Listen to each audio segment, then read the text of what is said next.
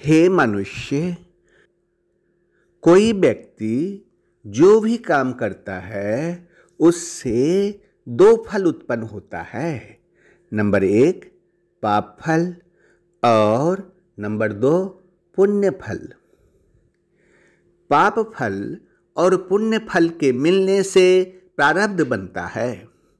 पुण्य फल की अधिकता से व्यक्ति सुख भोगता है और पाप फल की अधिकता से व्यक्ति दुख भोगता है। इस प्रारब्ध को भोगने के लिए मनुष्य को नया शरीर मिलता है।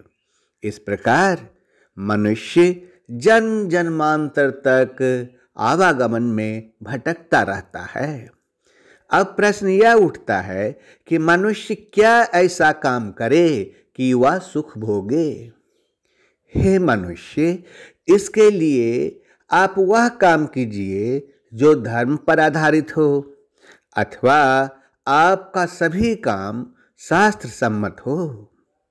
अब प्रश्न यह उठता है कि मनुष्य क्या ऐसा काम करे कि वह व्यक्ति दुर्गति को प्राप्त नहीं हो। इसके लिए आप आत्म उद्धार के लिए कर्म कीजिए अथवा ईश्वर की प्राप्ति के लिए कर्म कीजिए। गीता अध्याय 6 का श्लोक 40 में ईश्वर ने कहा कि आत्मोद्धार के लिए अर्थात भागवत प्राप्ति के लिए कर्म करने वाला कोई भी मनुष्य दुर्गति को प्राप्त नहीं होता। अब प्रश्न यह उठता है कि मनुष्य क्या ऐसा काम करे कि वह ज्ञानी पुरुष के घर में जन्म ले।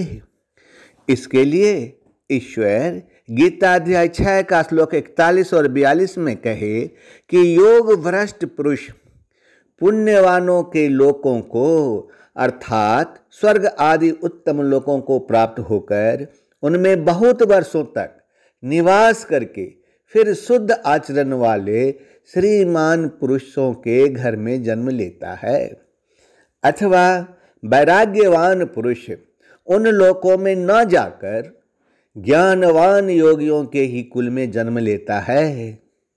परंतु इस प्रकार का जो यह जन्म है सो संसार में निसंदेह अत्यंत दुर्लभ है। अब प्रश्न यह उठता है कि मनुष्य क्या ऐसा काम करे कि उसका आवागमन मिट जाए, अर्थात वह जन्म और मृत्यु के बंधन में नहीं पड़े। इसके लिए आप वो काम कीजिए जिसमें ना तो पुण्य फल बने और ना पाप फल बने। ऐसी अवस्था में आपका प्रारब्ध बनेगा ही नहीं। जब प्रारब्ध ही नहीं बनेगा तो आपको प्रारब्ध का फल भोगने के लिए नया शरीर क्यों मिलेगा।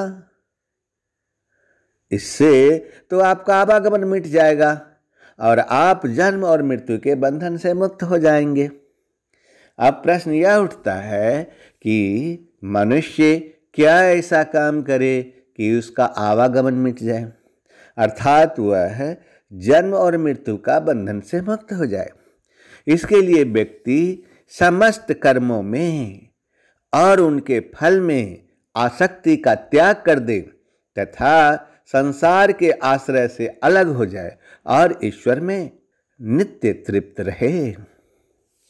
ऐसा व्यक्ति कर्म करता हुआ भी कुछ भी नहीं करता है। गीता अध्याय 4 का श्लोक 20 उल्टा करके देखो। गीता अध्याय 9 का श्लोक 27 और 28 में ईश्वर ने कहा कि तू जो कर्म करता है, जो खाता है, जो हवन करता है, जो दान देता है और जो तप करता है वह सब मेरे अर्पण कर। इस प्रकार जिसमें समस्त कर्म मुझ ईश्वर के अर्पण होते हैं, ऐसे व्यक्ति शुभ अशुभ फल से मुक्त होकर मुझको ही प्राप्त होते हैं।